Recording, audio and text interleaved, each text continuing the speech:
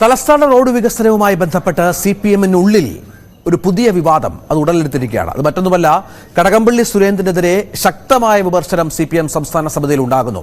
മുതിർന്ന നേതാവായ കടകംപള്ളി ഈ വിഷയത്തിൽ പ്രതികരണം നടത്തി. കാരണം തലസ്ഥാനത്തെ റോഡ് വികസനം നമുക്കറിയാം, തലസ്ഥാനവാസികൾ എത്രത്തോളം ഈ വിഷയത്തിൽ ദുരിതം അനുഭവിക്കുന്നു. വിവിധ റോഡുകളുടെ നിർമ്മാണ പ്രവർത്തനം അത് തുടങ്ങിയിട്ട് മാസങ്ങളും വർഷങ്ങളുമായി തീരാത്ത പശ്ചാത്തലമുണ്ട്.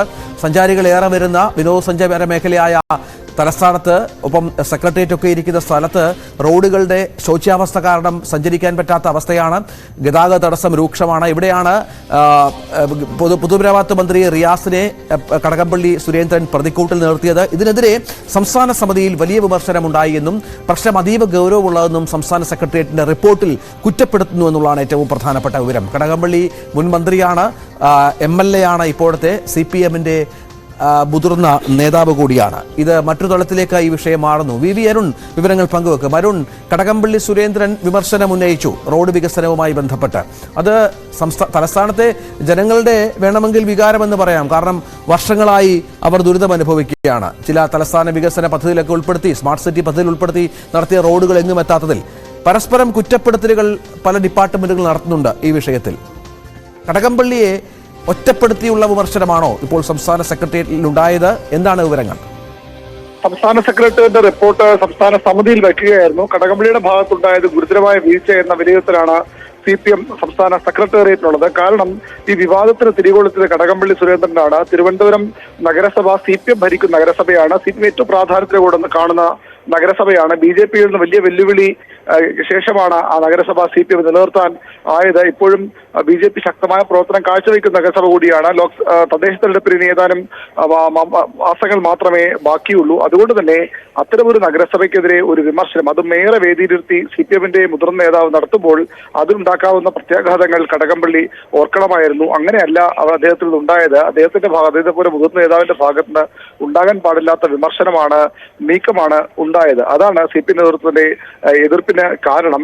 അതിനുശേഷം കടകംപള്ളിക്ക് പരോക്ഷ മറുപടിയുമായി മുഹമ്മദ് റിയാസ് കൂടി എത്തിയതോടെ, പൊതുമരാമത്ത് മന്ത്രി എന്ന നിലയിൽ മുഹമ്മദ് റിയാസ് കൂടി എത്തിയതോടുകൂടി നിയമസഭയിലടക്കം പ്രതിപക്ഷത്തിന് വലിയൊരു ചർച്ചാ വിഷയമായി അത് മാറി. പിന്നീട് കടകംപള്ളി സുരേന്ദ്രനും റിയാസും ഒക്കെ നിഷേധിച്ചെങ്കിലും ഇരുവരുമൊപ്പമുള്ള ചിത്രം സാമൂഹ്യ മാധ്യമങ്ങളിലൂടെ പ്രചരിപ്പിച്ചെങ്കിലും അതുകൊണ്ടൊന്നും വിവാദം അവസാനിച്ചില്ല.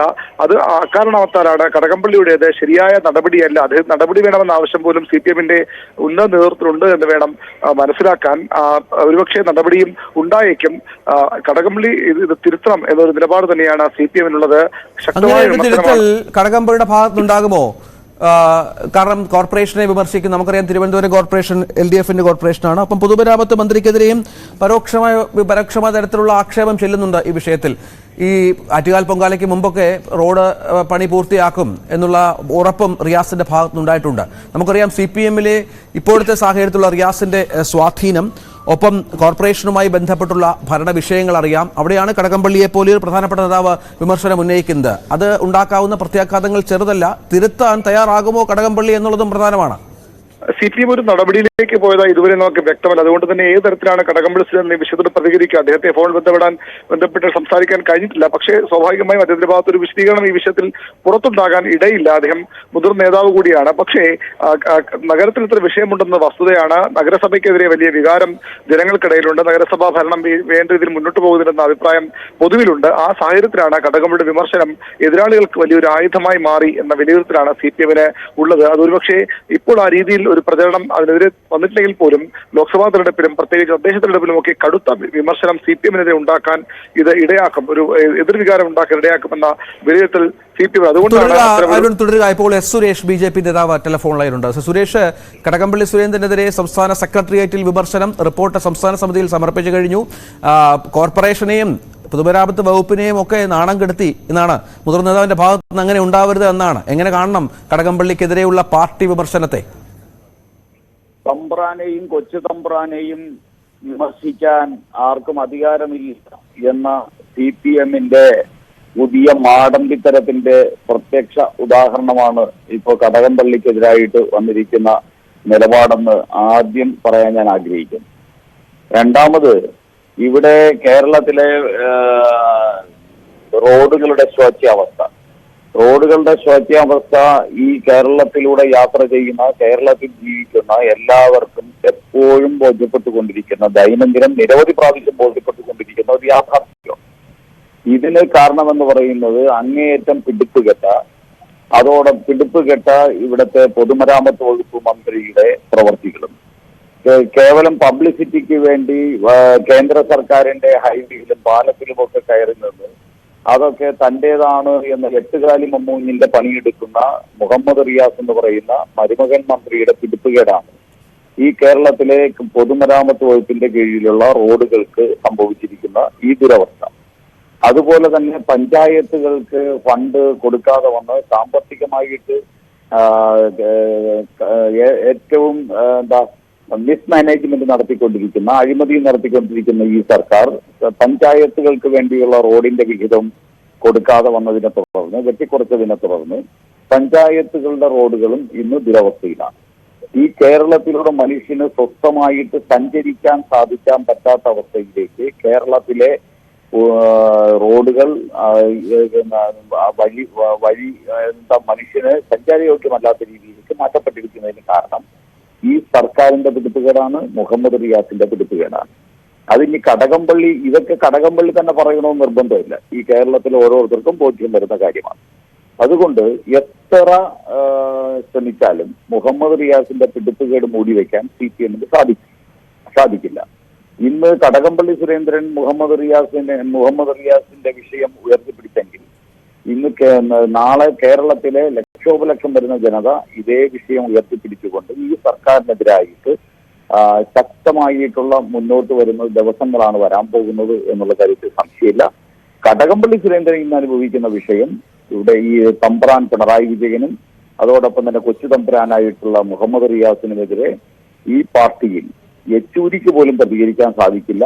അങ്ങനെയുള്ള ഒരു സാഹചര്യത്തിൽ കടകംപള്ളി സുരേന്ദ്രൻ കാണിച്ചത് അതിസാഹസമായി പോയി. കടകംപള്ളി സുരേന്ദ്രന് സ്വാഭാവികമായിട്ട് ഇനി പാർട്ടിയിൽ നിന്ന് പുറത്തിറക്കപ്പെട്ടാൽ പോലും സംശയിക്കേണ്ട ആവശ്യമൊന്നുമില്ല, അതിന് പോലും യോഗ്യനാണ്. കാരണം തമ്പ്രാൻ പിണറായി വിജയനെയും കൊച്ചു തമ്പ്രാൻ മുഹമ്മദ് റിയാസിനെയും വിമർശിക്കാൻ അല്ല, ആരെങ്കിലും ഒന്ന് പ്രതികരിക്കണ്ടേ ശ്രീ സുരേഷ്? കാരണം നമുക്കറിയാം, തലസ്ഥാനത്തെ നഗരത്തിലെ ജനങ്ങൾ വർഷങ്ങളായി അനുഭവിക്കുന്ന ഈ ദുരിതയാത്ര, ഗതാഗത തടസ്സം, ഈ ആശുപത്രികളിലേക്ക് പോകേണ്ട റോഡുകൾ, സ്കൂളുകളിലേക്ക് പോകേണ്ട റോഡുകളൊക്കെ തകർന്ന് തരിപ്പണമായി കിടക്കുകയാണ്. പണിയെങ്ങും എത്തുന്നില്ല. കടകംപള്ളി അഭിനന്ദിക്കുകയോട് വേണ്ടേ ആ പ്രതികരണത്തിൽ? അല്ല, കടകംപള്ളിയെ ഞാൻ അഭിനന്ദിക്കുന്നു. അദ്ദേഹം രാജാവ് നഗ്നനാണ് എന്ന് പറയാൻ കാണിച്ച ആ ഒരു നിഷ്കളങ്കതയുടെ ഭാഗമായിട്ടാണോ ഇങ്ങനെ പറഞ്ഞതെന്ന് അറിയില്ല. ഇനി നിഷ്കളങ്കതയുടെ ഭാഗമായിട്ടാണ് പറഞ്ഞതെങ്കിലും, ഇനി അദ്ദേഹത്തിന് സഹികെട്ടാണ് പറഞ്ഞതെങ്കിലും, അദ്ദേഹം പറഞ്ഞ കാര്യങ്ങൾ വസ്തുതയാണ്. അത് ഇന്ന് കേരളത്തിലെ ജനതയ്ക്കൊക്കെ ദൈനംദിനം തന്നെ നിരവധി പ്രാവശ്യം ബോധ്യപ്പെട്ടുകൊണ്ടിരിക്കുകയാണ്. ഓരോരുത്തരുടെ നട്ടല്ലൊടിയുന്ന സമയത്തും തലയിടിക്കുന്ന സമയത്തും അതോടൊപ്പം തന്നെ ഇനി കാൽനടയായിട്ട് പോലും റോഡുകളിലൂടെ നടക്കാൻ പറ്റാത്ത ദുസ്ഥിതി നേടുന്ന സമയത്തുമൊക്കെ ഓരോരുത്തർക്ക് അനുഭവിക്കുന്ന കാര്യമാണ്.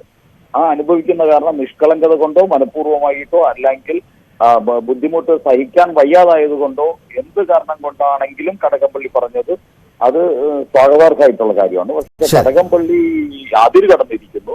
ഈ തമ്പ്രാനും കൊച്ചു തമ്പ്രാനുമെതിരെ CPM-ൽ യെച്ചൂരിക്ക് പോലും പ്രതികരിക്കാനുള്ള ശേഷിയില്ലാതിരിക്കുന്ന സമയത്ത് കടകംപള്ളി ഇത്രയും വലിയ സാഹസം പാർട്ടിക്കകത്ത് കാണിക്കാൻ പാടില്ലായിരുന്നു. അതുകൊണ്ട് സ്വാഭാവികമായിട്ട് കടകംപള്ളി പുറത്തായി പോയാൽ പോലും അതിജീവിക്കാനില്ല. ശരി, അരുണ്, നമുക്കറിയാം തലസ്ഥാനത്തെ CPM-ലെ ശാക്തിക ചേരികൾ ഉണ്ടായ മാറ്റങ്ങൾ നമുക്കറിയാം. കടകംപള്ളി അതിശക്തനായിരുന്നു. കഴിഞ്ഞ സർക്കാരിൽ കടകംപള്ളി സുരേന്ദ്രൻ മന്ത്രിയായിരുന്നു. ഇപ്പോൾ അദ്ദേഹം MLA ആണ്. അരുണിലേക്ക് വരാം. ഏതായാലും തിരുവനന്തപുരം കോർപ്പറേഷനെ പ്രതിക്കൂട്ടിലാക്കി, ഒപ്പം പൊതുമരാമത്ത് വകുപ്പിനെയും പ്രതിക്കൂട്ടിലാക്കി എന്നാണ് കടകംപള്ളി സുരേന്ദ്രനെതിരെ ഉയരുന്ന വിമർശനം. CPM-ന്റെ സംസ്ഥാന സെക്രട്ടേറിയറ്റ് അതുമായി ബന്ധപ്പെട്ട് കടകംപള്ളിയെ വിമർശിച്ചുകൊണ്ട് റിപ്പോർട്ട് തയ്യാറാക്കുന്നു. അത് സംസ്ഥാന സമിതിക്ക് കൈമാറുകയും ചെയ്യുന്ന പശ്ചാത്തലം ഒരുങ്ങുകയാണ്. അരുണ്, നമുക്കറിയാം തലസ്ഥാനത്തെ CPM-ലെ ശാക്തിക ചേരികളിൽ സമീപകാലത്ത് വന്ന മാറ്റങ്ങൾ നമുക്കറിയാം. ഗ്രൂപ്പ് വ്യത്യാസങ്ങളൊക്കെ അറിയാം. കഴിഞ്ഞ സർക്കാരിന്റെ കാലത്ത് ശക്തനായ മന്ത്രിയായിരുന്നു കടകംപള്ളി. അവിടെ നിന്ന് ഇപ്പോൾ MLA ആകുന്നു. പാർട്ടിയുടെ നടപടി നേരിടുമെന്ന് പ്രതീതിയും ഉണ്ടാക്കുന്നു. എങ്ങനെ വിലയിരുത്തണം സമീപകാലത്തെ തലസ്ഥാനത്തെ CPM-നുള്ളിലെ സംഭവ വികാസങ്ങളെ, മാറ്റങ്ങളെ? മന്ത്രിസ്ഥാനം മാറിയ ശേഷം കടകംപള്ളി സുരേന്ദ്രൻ തിരുവനന്തപുരം ജില്ലയിലെ CPM സഭാവാക്യങ്ങളിൽ രഞ്ജിത്ത് സൂചിപ്പിച്ചത് അത്ര ശക്തനായ നേതാവെന്ന് പറയാൻ കഴിയാത്തൊരു അവസ്ഥയുണ്ട്. ജില്ലാ സെക്രട്ടറി ആയിരുന്ന അനാവൂർ നാഗപ്പൻ മാറി ജോയി ജില്ലാ സെക്രട്ടറി സ്ഥാനത്ത് വരുമ്പോൾ ജോയി കടകംപള്ളിയുമായി ചേർന്ന് നിൽക്കുന്ന ആളാണെങ്കിൽ പോലും കടകംപള്ളിക്ക് പാർട്ടിയിൽ ഇപ്പോൾ ആ ഒരു സ്വാധീനം ഉണ്ട് എന്ന് കരുതാനാകില്ല. മാത്രമല്ല അദ്ദേഹത്തിന്റെ എതിർഭാഗത്തുള്ളവർ ഈ വിഷയം വലിയ ശക്തമായ ഒരു പ്രധാനപ്പെട്ട ഒരു വിഷയം, ഗൗരവമുള്ള വിഷയമായി തന്നെ കാണുകയാണ്. സ്വാഭാവികമായ എത്ര നീക്കങ്ങളും കടകംപള്ളിക്കെതിരെ ഉണ്ട് എന്നതും വസ്തുതയാണ്. കടകംപള്ളി സുരേന്ദ്രൻ പതിറ്റാണ്ടുകളായ തലസ്ഥാനത്തെ CPMന്റെ മുഖമായ നേതാക്കളുള്ളതാണ്. പക്ഷേ അദ്ദേഹത്തിന്റെ മുന്നോട്ട് പോക്ക് ആ രീതിയിൽ അത്ര എളുപ്പമാകില്ല എന്ന സൂചനകളാണ് ഇപ്പോൾ ഈ സംസ്ഥാന സെക്രട്ടേറിയറ്റ് സംസ്ഥാന സമിതിയിൽ ഉണ്ടായ വിമർശനങ്ങൾ കൂടി ചേർത്ത് വായിക്കുമ്പോൾ മനസ്സിലാക്കേണ്ടത്. ആറ്റിങ്ങൽ മണ്ഡലത്തിലേക്ക് കടകംപള്ളി സുരേന്ദ്രൻ മത്സരിക്കും തരത്തിലുള്ള വാർത്തകൾ ഉണ്ടായിരുന്നു. നമ്മൾ ഉൾപ്പെടെയുള്ള വാർത്ത നൽകിയതുമാണ്. പക്ഷേ അതും ഒരു തെറ്റായ പ്രചരണം എന്ന വിലയിരുത്തലാണ് CPM നേതൃത്വം ഇപ്പോൾ നടത്തുന്നത്. കടകംപള്ളിയുമായി ബന്ധപ്പെട്ട ചില കേന്ദ്രങ്ങൾ പ്രചരിപ്പിക്കുന്ന വാർത്ത മാത്രമാണത്. അത്തരത്തിൽ കടകംപള്ളി സുരേന്ദ്രനെ ലോക്സഭയിലേക്ക് മത്സരിപ്പിക്കാൻ CPM ആലോചിക്കുന്ന തരത്തിൽ ചില മുതിർന്ന നേതാക്കളോട് സംസാരിക്കുമ്പോൾ അവർ പ്രതികരിക്കുന്നുമുണ്ട്. അതുകൊണ്ട് തന്നെ കടകംപള്ളി സുരേന്ദ്രന് ഒരുപക്ഷെ ഈ വിഷയത്തിൽ നടപടി ഉണ്ടായാലും അതിശയിക്കാനില്ല. അത്ര ഗൗരവമുള്ള വിഷയമായാണ് CPM നേതൃത്വം ഇതിനെ കാണുന്നത്. അങ്ങനെയുള്ള ഒരു റിപ്പോർട്ടാണ് സംസ്ഥാന സെക്രട്ടേറിയറ്റ് വന്നതെന്നാണ് നമുക്ക് ലഭിക്കുന്ന സൂചനകൾ. സംസ്ഥാന സമിതിയിലും അതുമായി ബന്ധപ്പെട്ട രൂക്ഷ വിമർശനം കടകംപള്ളിക്ക് ഉയർന്ന സാഹചര്യം അത് തന്നെയാണ്. ജില്ലയിലെ നേതാക്കളുടെ വിഭാഗം കടകംപള്ളിക്കെതിരെ ഈ വിഷയത്തിൽ ശക്തമായ നടപടി വേണമെന്ന ആവശ്യം സംസ്ഥാന നേതൃത്വത്തിന് മുൻപാകെ വച്ചിട്ടുണ്ടെന്ന സൂചനകളും ലഭിക്കുന്നുണ്ട്. VV അരുണാണ് വിവരങ്ങൾ പങ്കുവച്ചത്. സുരേഷ് BJP നേതാവും വിഷയത്തിൽ പ്രതികരിച്ചിരുന്നു. ഏതായാലും കടകംപള്ളി സുരേന്ദ്രന് എതിരെ പാർട്ടി നടപടി ഉണ്ടാകുമോ എന്നുള്ളതും കാത്തിരുന്ന് കാണണം. സെക്രട്ടേറിയറ്റിന്റെ റിപ്പോർട്ട് കടകംപള്ളിക്ക് എതിരാണ് താനും. മറ്റൊരു വിഷയം നമുക്ക് പ്രധാനമായും ചർച്ച ചെയ്യേണ്ടതുണ്ട്. ന്യൂസ് ട്രെൻഡ്സിൽ വളരെ പെട്ടെന്ന് തിരിച്ചു വരാം ഇടവേളയ്ക്ക് ശേഷം.